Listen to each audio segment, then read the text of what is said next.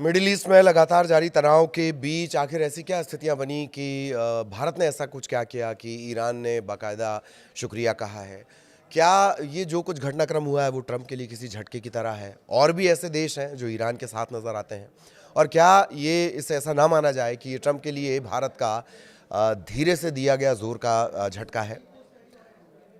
नमस्कार, आपके साथ में ललित प्रजापति। और आज एक घटनाक्रम पर हम बात करेंगे, लेकिन थोड़ी सी हिस्ट्री के साथ कि याद करिए जनवरी का तीसरा हफ्ता, जब अमेरिकी राष्ट्रपति डोनाल्ड ट्रंप ने ईरान के साथ व्यापार करने वाले देशों पर 25% टैरिफ लगाने का ऐलान किया। ट्रंप ने साफ कहा कि जो भी देश ईरान से कारोबार करेगा उस पर अमेरिका टैरिफ बढ़ाएगा। इस कदम को ईरान पर आर्थिक दबाव बनाने की रणनीति के तौर पर देखा गया।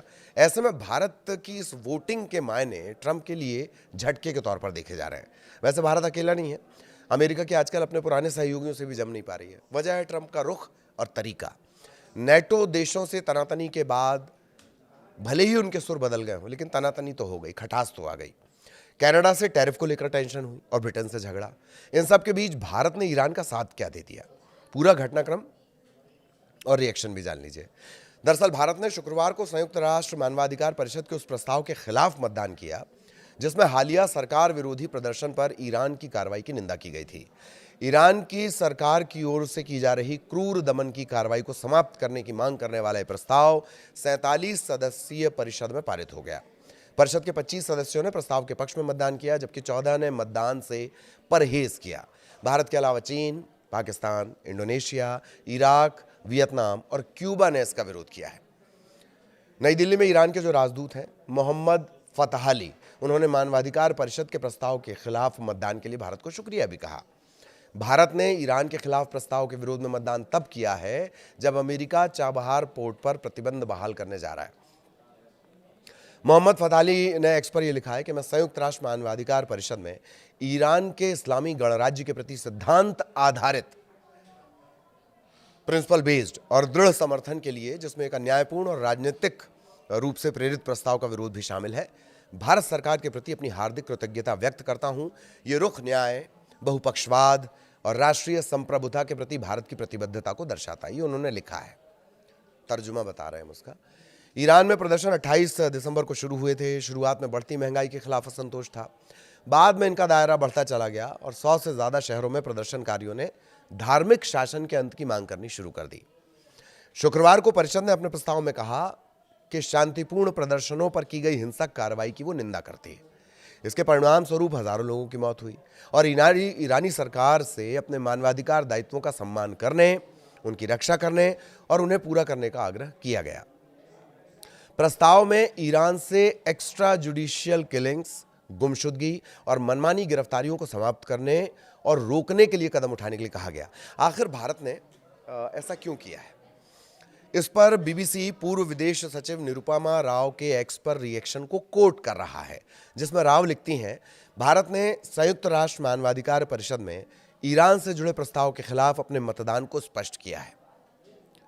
प्रस्ताव सिलेक्टिव था, राजनीतिक रूप से प्रेरित था और रचनात्मक संवाद को बढ़ावा देने की संभावना इसमें कम थी। नई दिल्ली ने तर्क दिया कि देश और विशेष प्रस्ताव अक्सर मानवाधिकार परिणामों में सुधार करने के बजाय रुखों को कठोर बना देते हैं और सार्वजनिक निंदा के बजाय संवाद, राष्ट्रीय प्रक्रियाओं और क्षमता निर्माण पर जोर दिया।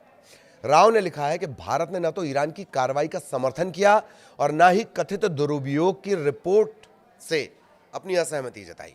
ये मतदान प्रक्रिया और ये जो निदान प्रक्रिया और सिद्धांत पर आधारित था। संप्रभुता और नाम को लेकर शर्मिंदा करने वाले तंत्रों का यह विरोध था। भारत का तर्क चीन और पाकिस्तान से भी थोड़ा अलग रहा। चीन बाहरी जांच को व्यवस्था के स्तर पर खारिज करता है। पाकिस्तान अक्सर रणनीतिक रूप से चीन और ओआईसी के साथ तालमेल रखता है, लेकिन भारत का जो रुख है वो अधिक प्रक्रियात्मक है, जो देश विशेष के प्रस्तावों के प्रति लंबे समय से चले आ रहे संदेह से आकार लेता है। मतलब डाउटफुल है, जो प्रस्ताव ही डाउटफुल है हम उसके खिलाफ नहीं है, हम उसके खिलाफ है। जो प्रस्ताव ही डाउटफुल है हम उसके खिलाफ है, मोटा मोटी ये समझ लीजिए। यह रणनीतिक भी है। ऐसे तंत्रों को वैध ठहराने को लेकर सतर्कता, जिन्हें किसी अन्य राजनीतिक माहौल में कश्मीर या आंतरिक सुरक्षा के मुद्दों पर भारत के खिलाफ इस्तेमाल किया जा सकता है। कुल मिलाकर ये मतदान ईरान पर भारत की व्यापक नीति के अनुरूप है। संबंधों को बनाए रखना, नैतिक दिखावे से बचना और मेगाफोन जैसी सार्वजनिक निंदा के बयान, शांत कूटनीति को प्राथमिकता देना।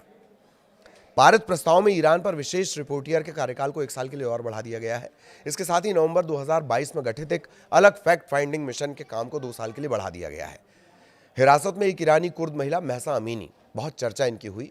महसा अमीनी की मौत के बाद भड़के प्रदर्शनों के दमन के मद्देनजर यह मिशन बनाया गया था। प्रस्ताव के तहत जांच कमेटी को हालिया प्रदर्शनों से जुड़े गंभीर मानवाधिकार उल्लंघन और अत्याचारों और किए गए अपराधों के आरोपों की जांच के अधिकार दिए गए हैं। ये परिषद ने क्या फैसला लिया उसके बारे में हमने आपको बताया।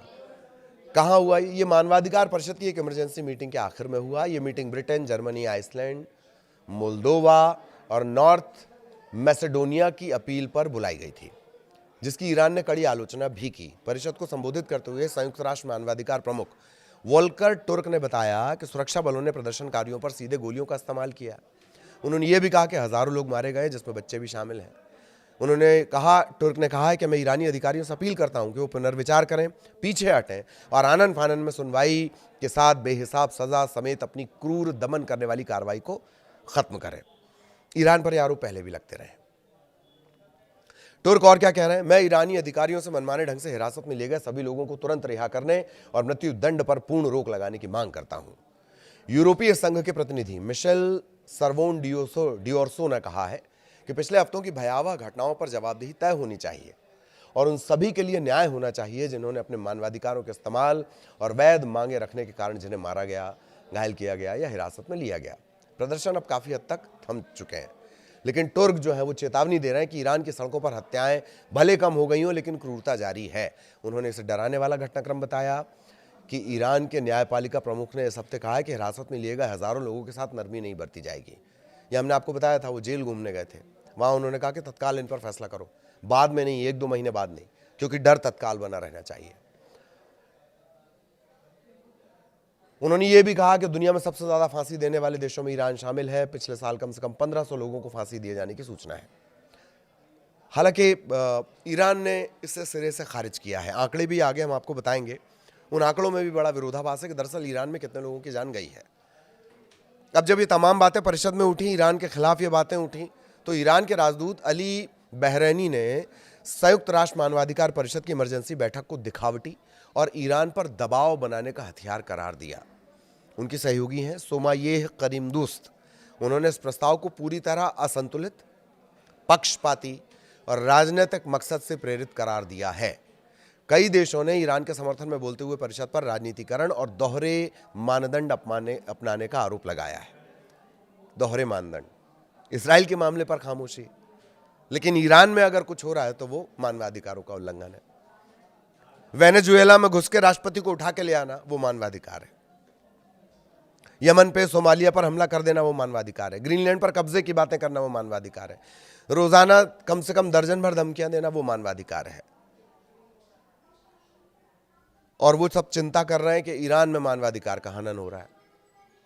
खैर, क्यूबा के राजदूत रोडल्फो बेनितेज ने इस बैठक को अत्यंत निंदनीय पाखंड कहा है, जबकि चीन के राजदूत जिया गुडे ने कहा कि बीजिंग मानवाधिकार के नाम पर किसी देश के आंतरिक मामलों में दखल का विरोध करता है। आंकड़ों की भी बात कर ली जाए, जिनमें बड़ा विरोधाभास है। प्रदर्शन से जुड़ा पहला आधिकारिक आंकड़ा जारी करते हुए ईरानी अधिकारियों ने बुधवार को कहा कि दिसंबर के अंत तक बड़े पैमाने पर प्रदर्शन शुरू होने के बाद से अब तक 3117 लोगों की मौत हुई। लेकिन अमेरिका स्थित human rights activist news agency ने शुक्रवार को मौतों की संख्या 5000 से ज्यादा बताई।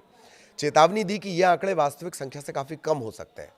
नॉर्वे स्थित जो संगठन है ईरान ह्यूमन राइट्स ने चेतावनी दी है कि अंतिम आंकड़ा 25,000 तक पहुंच सकता है। ईरान को लेकर नॉर्वे के इंस्टीट्यूट का यह कहना है कि ईरान में यह आंकड़ा 25,000 तक पहुंच सकता है, मौतों का आंकड़ा। इधर तुर्की के विदेश मंत्री हाकान फिदान ने कहा है कि ऐसे संकेत मिल रहे हैं कि इजराइल अब भी ईरान पर हमला करने के मौके ढूंढ रहा है। अभी हमने बीच में कहा,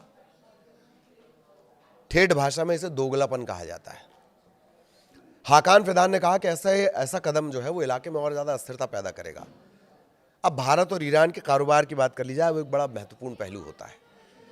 ईरान में भारतीय दूतावास के मुताबिक वित्त वर्ष 2024-25 में भारत ने ईरान को $1.24 अरब का सामान निर्यात किया, जबकि ईरान से 0.44 अरब डॉलर का आयात किया।